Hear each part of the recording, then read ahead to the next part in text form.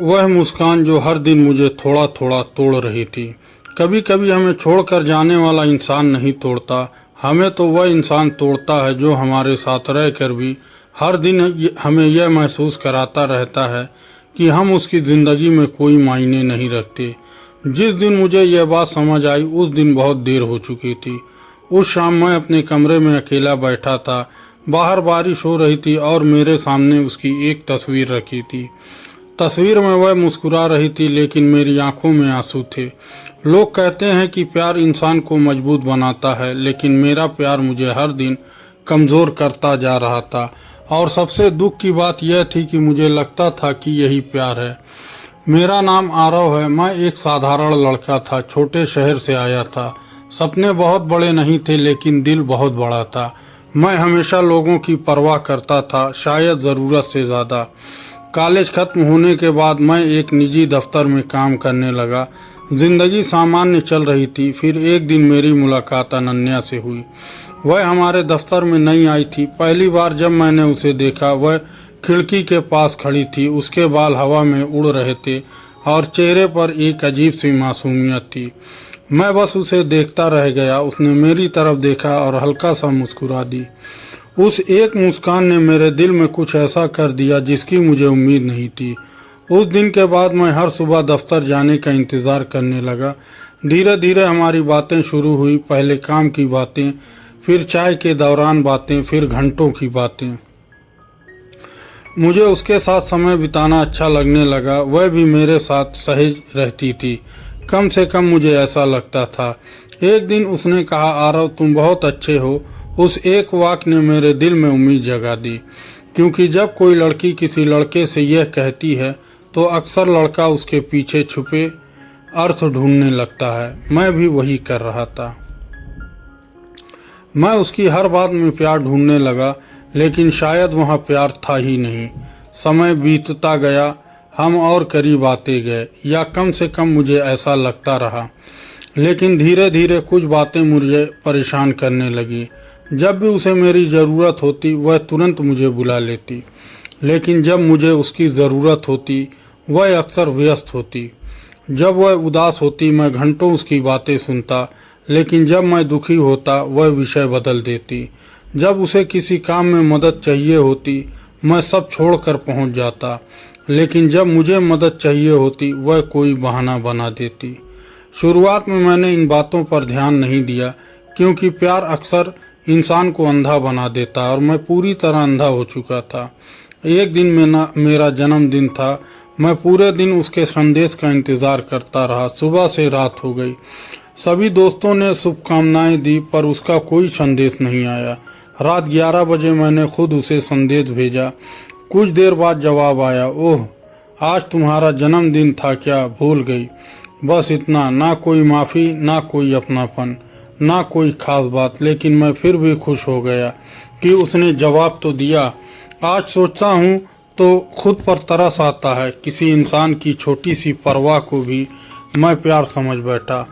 दिन गुजरते गए और उसके साथ मेरा लगाव बढ़ता गया। मैं उसे खोने से डरने लगा। शायद यही मेरी सबसे बड़ी गलती थी, क्योंकि जब आप किसी को खोने से ज़रूरत से ज़्यादा डरने लगते हैं तब आप खुद को खोना शुरू कर देते हैं। मैं बदलने लगा। अपनी पसंद बदल दी, अपनी आदतें बदल दी, अपनी प्राथमिकताएं बदल दी, सब कुछ उसके लिए। लेकिन उसने कभी मेरे लिए कुछ नहीं बदला। फिर भी मैं यही सोचता रहा, प्यार में ऐसा ही होता है। एक शाम हम दोनों पार्क में बैठे थे। सूरज डूब रहा था, हवा बहुत ठंडी थी। मैंने हिम्मत करके पूछा, अनन्या क्या कभी तुम्हें लगता है कि मैं तुम्हारे लिए ख़ास हूँ? वह कुछ सेकंड चुप रही, फिर बोली, तुम अच्छे दोस्त हो। दोस्त? यह शब्द सुनकर मेरे भीतर कुछ टूट गया, लेकिन मैंने मुस्कुराने की कोशिश की। मैंने सर हिलाया और बात वहीं ख़त्म कर दी। उस रात मैं बहुत रोया, लेकिन अगले दिन फिर उसी मुस्कान के साथ उसके सामने खड़ा था, क्योंकि मैं उसे खोना नहीं चाहता था। धीरे धीरे उसकी आदत बन चुकी थी और आदतें छोड़ना आसान नहीं होता।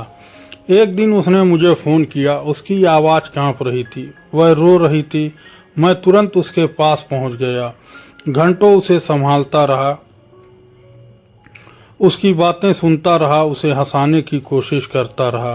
रात के 2 बजे जब वह सामान हुई तो बोली, अगर तुम नहीं होते तो पता नहीं मैं क्या करती। यह सुनकर मेरा दिल भर आया। मुझे लगा शायद अब उसे मेरी अहमियत समझ आने लगी। लेकिन मुझे नहीं पता था कि कुछ लोग सिर्फ ज़रूरत के समय आपकी कीमत समझते हैं, बाकी समय नहीं। इसके बाद भी यही सिलसिला चलता रहा। जब उसे सहारे की ज़रूरत होती मैं मौजूद रहता, जब मुझे सहारे की ज़रूरत होती मैं अकेला रह जाता। लेकिन मैं इसे प्यार का नाम देता रहा। फिर एक दिन कुछ ऐसा हुआ जिसने मेरे अंदर पहली बार शक पैदा किया। उस दिन मैं दफ्तर जल्दी पहुंच गया। अनन्या अभी तक नहीं आई थी। मैं उसकी मेज के पास से गुजर रहा था कि अचानक उसकी डायरी नीचे गिर गई। मैं उसे उठाने लगा, तभी एक तस्वीर नीचे फिसल कर गिरी। तस्वीर में अनन्या किसी लड़के के साथ थी। दोनों बहुत खुश दिख रहे थे, इतने खुश जितना मैंने कभी अपने साथ नहीं देखा था। मेरे हाथ कांपने लगे। मैं तस्वीर को देख ही रहा था कि पीछे से उसकी आवाज़ आई, आरव, यह तस्वीर तुम्हारे हाथ में कैसे आई? मैंने मुड़कर उसकी तरफ देखा। उसके चेहरे का रंग उड़ चुका था और मेरी धड़कनें अचानक तेज हो गई थी, क्योंकि पहली बार मुझे महसूस हुआ था कि शायद मैं उसकी ज़िंदगी की कहानी में वह किरदार ही नहीं था जो मैं खुद को समझता रहा। और तभी उसने कांपती आवाज़ में कहा, तुम्हें यह तस्वीर नहीं देखनी चाहिए थे। आखिर उस तस्वीर में मौजूद लड़का कौन था जिसने मेरे प्यार की नींव हिला दी? तस्वीर मेरे हाथ में थी। अनन्या मेरे सामने खड़ी थी। उसकी आंखों में घबराहट साफ दिखाई दे रही थी। कुछ सेकंड तक हमारे बीच खामोशी रही। मैंने तस्वीर की तरफ देखा, फिर उसकी तरफ, और धीरे से पूछा, यह कौन है? अनन्या ने तुरंत तस्वीर मेरे हाथ से ले ली। उसने तस्वीर को अपनी डायरी के बीच दबा दिया और नज़रें झुका ली। कोई नहीं, उसने बहुत धीरे से कहा, लेकिन उसकी आवाज़ बता रही थी कि वह सच नहीं बोल रही। मैंने फिर पूछा, अगर कोई नहीं तो तुम इतनी परेशान क्यों हो गई? इस बार उसने मेरी तरफ देखा। उसकी आंखों में अजीब सी बेचैनी थी। आरव, कुछ बातें ऐसी होती है जिन्हें अतीत में ही रहने देना चाहिए। मैं चुप हो गया, क्योंकि मैं उसकी सीमा का सम्मान करता था। लेकिन उस दिन पहली बार मेरे दिल में सवाल पैदा हुआ, वह लड़का कौन था और उसकी तस्वीर अनन्या की डायरी में क्यों थी? पूरे दिन मैं उसी बारे में सोचता रहा, लेकिन शाम तक मैंने खुद को समझा लिया, शायद उसका कोई पुराना रिश्ता होगा। हर किसी का अतीत होता है, इसमें परेशान होने वाली क्या बात है? मैंने खुद को बहला लिया, जैसा मैं हमेशा करता था। लेकिन मुझे नहीं पता था कि सच सिर्फ अतीत तक सीमित नहीं था। सच आज भी उसकी ज़िंदगी में मौजूद था। कुछ दिन बाद दफ्तर में वार्षिक समारोह था। सब लोग तैयारी में लगे थे। अनन्या भी बहुत खुश नज़र आ रही थी। मैं उसे देखकर खुश हो रहा था, क्योंकि उसकी मुस्कान मुझे हमेशा अच्छी लगती थी। समारोह शुरू हुआ, संगीत बज रहा था, सब लोग बातें कर रहे थे। मैं दूर खड़ा उसे देख रहा था। तभी एक लंबा सा लड़का हॉल में दाखिल हुआ। जैसे ही उसकी नज़र अनन्या पर पड़ी, उसके चेहरे पर मुस्कान आ गई, और अगले ही पल अनन्या दौड़कर उसके पास पहुंच गई। उसकी आंखों में जो चमक थी वह मैंने पहले कभी नहीं देखी थी। उसने उसे गले लगा लिया। बहुत अपनापन था उस आलिंगन में। मैं वहीं खड़ा रह गया। मेरे पैरों के नीचे जैसे ज़मीन खिसक गई। कुछ देर बाद अनन्या उसे लेकर अपने दोस्तों के बीच गई। सब उससे बातें कर रहे थे, हंस रहे थे, मुस्कुरा रहे थे, और मैं दूर खड़ा सब देख रहा था। मेरे भीतर कुछ टूट रहा था, लेकिन फिर भी मैं खुद को समझा रहा था, शायद कोई रिश्तेदार होगा, शायद कोई पुराना दोस्त होगा। मैं हर सच से भाग रहा था, क्योंकि सच स्वीकार करने की हिम्मत नहीं थी। थोड़ी देर बाद अनन्या मेरे पास आई। आरव, मिलो, यह करण है। उस लड़के ने मुस्कुराकर हाथ बढ़ाया। मैंने हाथ मिला लिया। फिर पूछा, आप दोनों एक दूसरे को कब से जानते हो? अनन्या मुस्कुराई, बहुत सालों से। बस इतना कहकर वो आगे बढ़ गई। लेकिन करण ने जाते जाते मेरी तरफ देखा। उस नज़र में कुछ ऐसा था जिसे मैं समझ नहीं पाया, जैसे वह मेरे बारे में बहुत कुछ जानता हो और मैं उसके बारे में कुछ भी नहीं। उस रात मैं सो नहीं पाया, दिल में अजीब सी बेचैनी थी। अगले दिन दफ्तर में भी अनन्या बार बार फ़ोन पर मुस्कुरा रही थी। पहले मैं उसकी मुस्कान देखकर खुश हो जाता, लेकिन आज वह मुस्कान मुझे चुभ रही थी। मैं खुद को बदलते हुए महसूस कर रहा था। शायद प्यार पहली बार सवाल पूछ रहा था। फिर एक शाम मैंने हिम्मत जुटाई। मैंने अनन्या से सीधे सवाल पूछ लिया, करण तुम्हारे लिए क्या है? वह कुछ क्षण चुप रही, फिर बोली, बहुत खास है। यह सुनते ही मेरा दिल डूब गया। लेकिन मैंने फिर से पूछा, कितना खास? इस बार उसने गहरी सांस ली और कहा, इतना खास कि अगर वह मेरी जिंदगी में ना होता तो शायद मैं आज यहाँ ना होती। मेरे कानों ने जैसे शोर गूंजने लगा। मैं मुस्कुराने की कोशिश कर रहा था, लेकिन भीतर सब कुछ बिखर रहा था।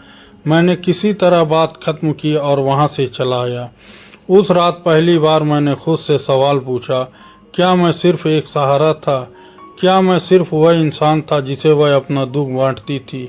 क्या मैंने जिस रिश्ते को प्यार समझा वह कभी प्यार था ही नहीं? लेकिन दिल अभी भी हार मानने को तैयार नहीं था। अगले कुछ हफ्तों में सब और स्पष्ट होने लगा। अनन्या पहले से ज़्यादा व्यस्त रहने लगी। उसके पास मेरे लिए समय कम होता गया। मेरे संदेशों का जवाब देर से आने लगा। फ़ोन कम होने लगी, मुलाकातें कम होने लगी।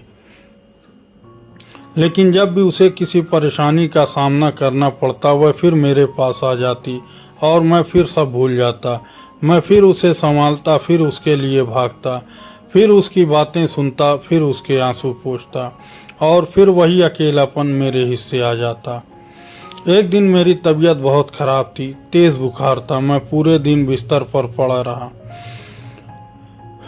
दिल चाहता था कि वह एक बार पूछ ले कैसे हो, लेकिन उसका कोई संदेश नहीं आया। रात को मैंने खुद उसे लिखा, आज बहुत तबीयत खराब है। उसका जवाब आया, ओह ध्यान रखना, बस 2 शब्द। उसके बाद वह फिर गायब हो गई। लेकिन उसी रात मैंने सामाजिक माध्यम पर उसकी तस्वीर देखी। वह करण के साथ थी, दोनों हंस रहे थे, खुश थे और मैं बुखार में अकेला पड़ा था। उस तस्वीर ने मेरी आंखों से आखिरी भ्रम भी छीन लिया। मैं सारी रात छत को देखता रहा और पहली बार मुझे एहसास हुआ, जिस इंसान के लिए मैं दुनिया छोड़ सकता था, वह मेरे लिए कुछ मिनट भी नहीं निकाल पा रही थी। फिर भी मैं उससे प्यार करता था। यही मेरी सबसे बड़ी कमजोरी थी। कुछ दिन बाद अनन्या ने मुझे मिलने बुलाया। उसकी आवाज़ बहुत गंभीर थी। मैं तुरंत पहुंच गया। हम उसी पार्क में बैठे जहां कभी मैंने उससे पूछा था कि क्या मैं उसके लिए खास हूँ। कुछ देर तक वह चुप रही, फिर बोली, आरव, मुझे तुमसे एक ज़रूरी बात कहनी है। मेरा दिल जोर से धड़कने लगा। शायद आज वह सब कुछ साफ कर देगी। शायद आज वह मेरे दिल की बात समझेगी। शायद आज मेरी कहानी बदल जाएगी। लेकिन अगले ही पल उसने जो कहा, उसने मेरी पूरी दुनिया हिला दी। उसने कांपती आवाज़ में कहा, अगले महीने मेरी शादी है। मेरे हाथ सुन्न पड़ गए, सांस जैसे रुक गई। आंखें उसकी तरफ थी, लेकिन कुछ दिखाई नहीं दे रहा था।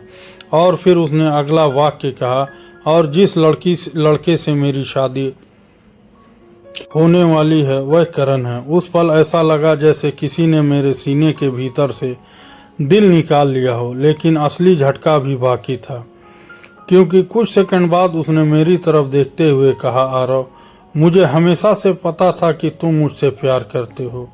मैं स्तब्ध रह गया। मेरे होंठ कांपने लगे, क्योंकि जिस बात को मैं वर्षों से छिपा रहा था वह उसे पहले दिन से ही पता थी।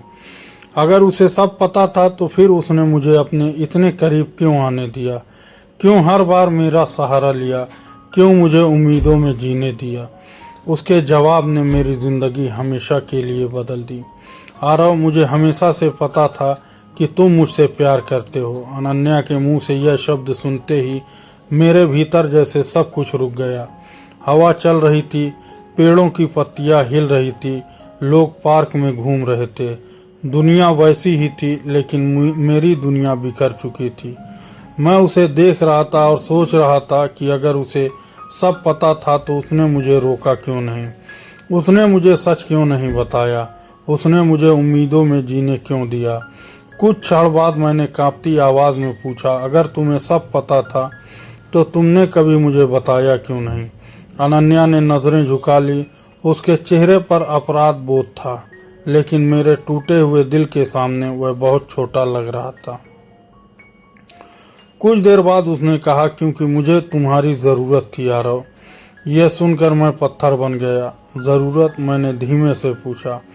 उसने सर हिलाया। जब मैं टूटती थी तुम मुझे संभालते थे, जब मैं रोती थी तुम मुझे हंसाते थे, जब मुझे किसी की ज़रूरत होती तुम हमेशा मेरे साथ होते। उसकी आंखों में आंसू थे, लेकिन मेरी आंखें सूख चुकी थी। शायद दर्द अपनी आखिरी सीमा पार कर चुका था। वह आगे बोली, मैं स्वार्थी थी। मुझे तुम्हारा साथ अच्छा लगता था, मुझे तुम्हारी परवाह पसंद थी। मुझे यह अच्छा लगता था कि कोई बिना शर्त मेरे लिए खड़ा है। मैं चुप रहा, क्योंकि अब शब्दों की ज़रूरत नहीं थी, सच्चाई खुद बोल रही थी।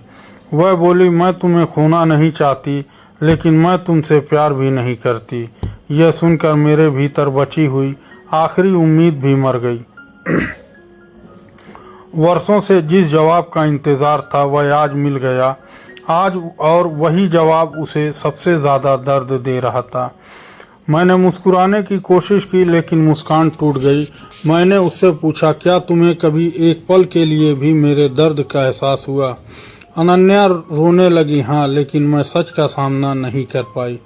मैं डरती थी कि अगर सब बता दिया तो तुम दूर चले जाओगे। मैं हंस पड़ा। पहली बार दर्द हंसी बनकर बाहर निकला। और अब? मैंने पूछा। वह चुप रही, क्योंकि अब बहुत देर हो चुकी थी। कुछ देर बाद उसने कहा, मुझे माफ़ कर दो। मैंने उसकी तरफ देखा, उस लड़की की तरफ जिसके लिए मैंने खुद को बदल दिया, जिसके लिए मैंने अपनी खुशियाँ छोड़ी थी, जिसके लिए मैंने अनगिनत रातें जाग कर बिताई थी। लेकिन उसी लड़की ने मुझे कभी अपना माना ही नहीं था। मैंने गहरी सांस ली और पहली बार दिल से कहा, मैं तुम्हें माफ़ करता हूँ। उसने आश्चर्य से मेरी तरफ देखा।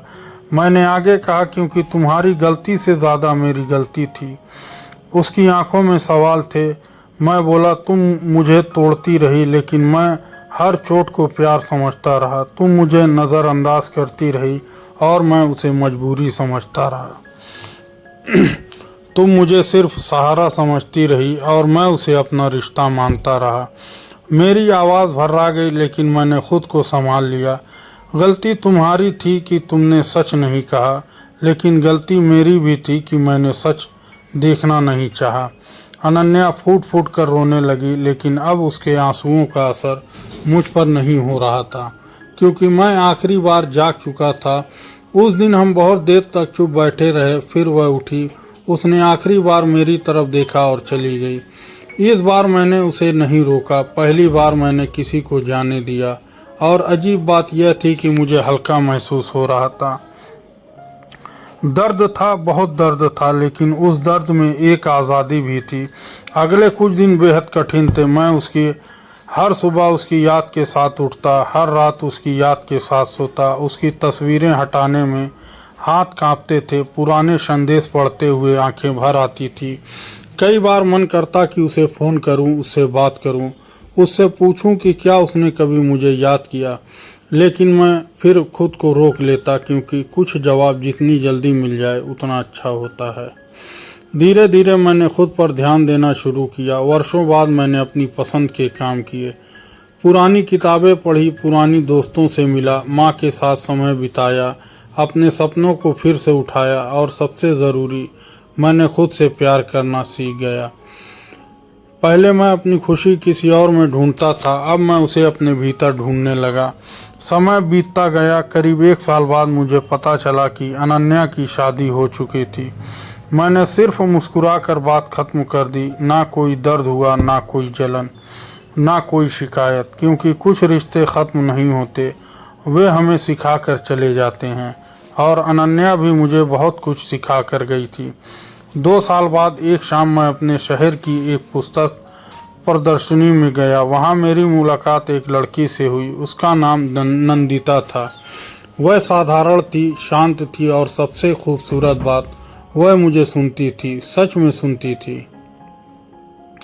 पहली बार मुझे एहसास हुआ कि प्यार सिर्फ त्याग नहीं होता, प्यार सिर्फ इंतज़ार नहीं होता, प्यार सिर्फ दर्द नहीं होता। सच्चा प्यार सम्मान भी होता है, परवाह भी होती है, बराबरी भी होती है। नंदिता ने मुझे बदलने की कोशिश नहीं की, उसने मुझे वैसे ही स्वीकार कर लिया जैसा मैं था। और शायद पहली बार मुझे प्यार मिला भी। एक शाम हम दोनों नदी किनारे बैठे थे, सूरज डूब रहा था, ठंडी हवा चल रही थी। नंदिता ने अचानक पूछा, अगर तुम्हें अपने अतीत से कुछ कहना हो तो क्या कहोगे? मैं मुस्कुराया, कुछ पल आसमान को देखा, फिर धीरे से कहा, मैं उससे कहूँगा कि किसी के प्यार का इंतज़ार में खुद को मत खो देना। जो इंसान सच में तुम्हारा होगा वह तुम्हें हर दिन तोड़ेगा नहीं, वह तुम्हें हर दिन थोड़ा और मजबूत बनाएगा। नंदिता मुस्कुरा दी और मैंने उसका हाथ पकड़ लिया। उस पल मुझे एहसास हुआ, कुछ लोगों का जाना हमारी हार नहीं होता, वह हमें सही इंसान तक पहुंचने का रास्ता बन जाता है। कभी कभी ज़िंदगी में ऐसे लोग मिलते हैं जो हमें प्यार नहीं देते, लेकिन प्यार का भरम ज़रूर दे देते हैं। वे हमें हर दिन थोड़ा थोड़ा तोड़ते रहते हैं और हम उसे अपना रिश्ता समझते रहते हैं। लेकिन याद रखिए, जहाँ बार बार आपका दिल टूटे, जहाँ आपकी भावनाओं की कीमत ना हो, जहाँ सिर्फ आप कोशिश कर रहे हो, वह प्यार नहीं होता। सच्चा प्यार आपको रुला सकता है, आपकी परीक्षा ले सकता है, लेकिन वह आपको हर दिन अकेला और अधूरा महसूस नहीं कराएगा। इसलिए अगर कोई आपको लगातार तोड़ रहा है तो उसे बचाने से पहले खुद को बचाइए, क्योंकि दुनिया में सबसे ज़रूरी रिश्ता किसी और से नहीं, खुद से होता है। और जिस दिन आप खुद से प्यार करना सीख जाते हैं, उस दिन कोई भी आप